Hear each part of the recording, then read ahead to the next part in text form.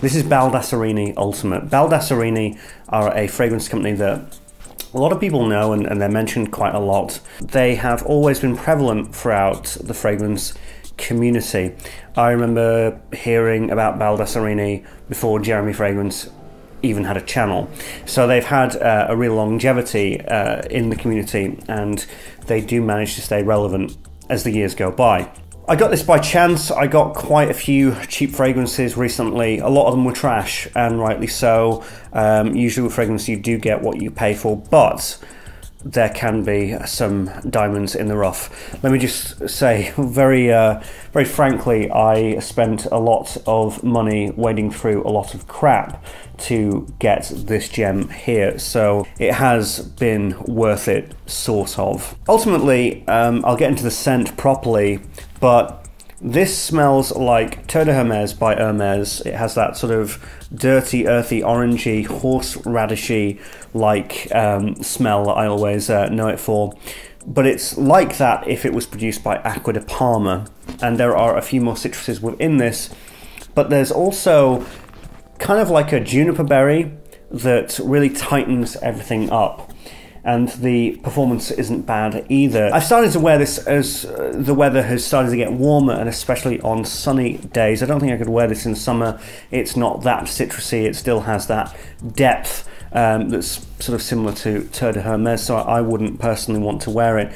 But I can see myself wearing it a lot in springtime, and it's very pleasant, very good, and so much so, if it does well, it could even end up on my top 10 spring. Baldessarini usually doesn't disappoint with their presentation.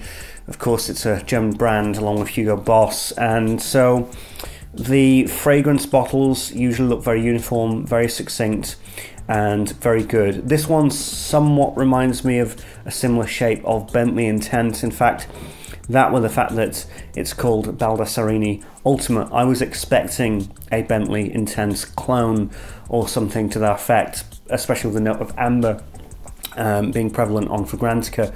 But no, that's not what I get from it. But it's a great looking bottle, very like something that you'd actually see in the design realms of a car company, of a car company that produces fragrances. I really get that vibe from this. But it looks good, looks solid. But yeah, it's overall good. It's 4 out of 5. And so we get to the scent. Great opening, fantastic opening. An opening that when you spray it on, you go, okay, right, I know what I'm going to get. I know where this is coming from. I know that this is built to smell very good, smell very traditionally masculine, and it's a very, it's a very good, solid, manly fragrance that is somewhat basic in its intentions. It's funny, a lot of designer fragrances, mainstream designer fragrances, are very, very sweet and very, very obnoxious and over the top, but it's these cheaper brands like this, and there's another one called Pole Position, which they really focus on trying to go kind of old school with their masculine fragrances. So there's woods, there's amber, there's a muskiness, and there's a little bit of juniper berry to just sort of clear things up. They are cheaper fragrances these days, seem to be more traditionalist actually, and I think that that's because that sort of fragrance has been perfected so much that when you're on a budget you can go with that, and it won't smell synthetic or fake or, you know, ridiculous. But it's only the designer fragrances that are allowed to maybe take a little bit more of a risk because they have better aroma chemicals and better ingredients. So it does seem as though the cheap fragrance realm at the moment, and actually for the past like 8 to 10 years, have been slowly going towards just clear-cut, straightforward citrus, amber, masculine fragrances. It's a great opening, similar, reminiscent of Terre de Hermes with that dirty, earthy orange, but there's more citruses, and there's that really nice, well-rounded juniper berry that plays really well, plays surprisingly well with the dirty orange, so it doesn't smell like boozy or anything like that. It smells a lot more refined than that. It's very, very classical in its intention.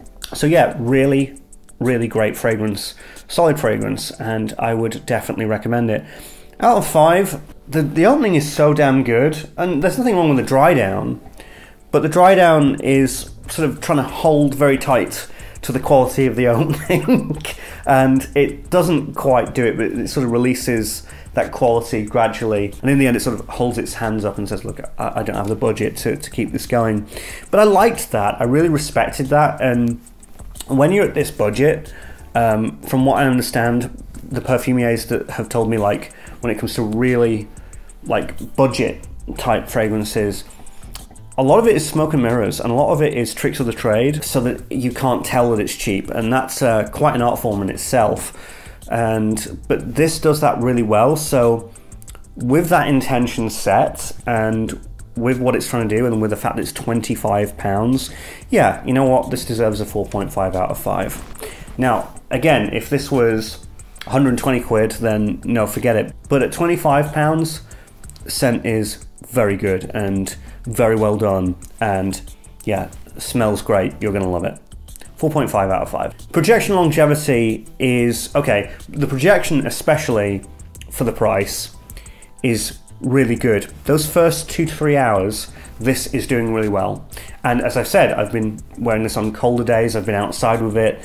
It's been in the elements with me. And yeah, those first 2 to 3 hours, pretty good projection. I've had about 2 comments about it, regarding it, from the same person actually, who really likes it, and so that's good. It shows that it does project out. But after those 2-3 hours, it really rapidly descends, and again, it's that same principle of holding on as hard as it can, but then slowly releasing grip and going, that's all I've got, sorry.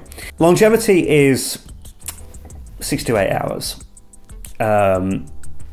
I think that as it warms up, it will be more the 8-hour mark, but in the really colder days, yeah, it's more leaning towards 6.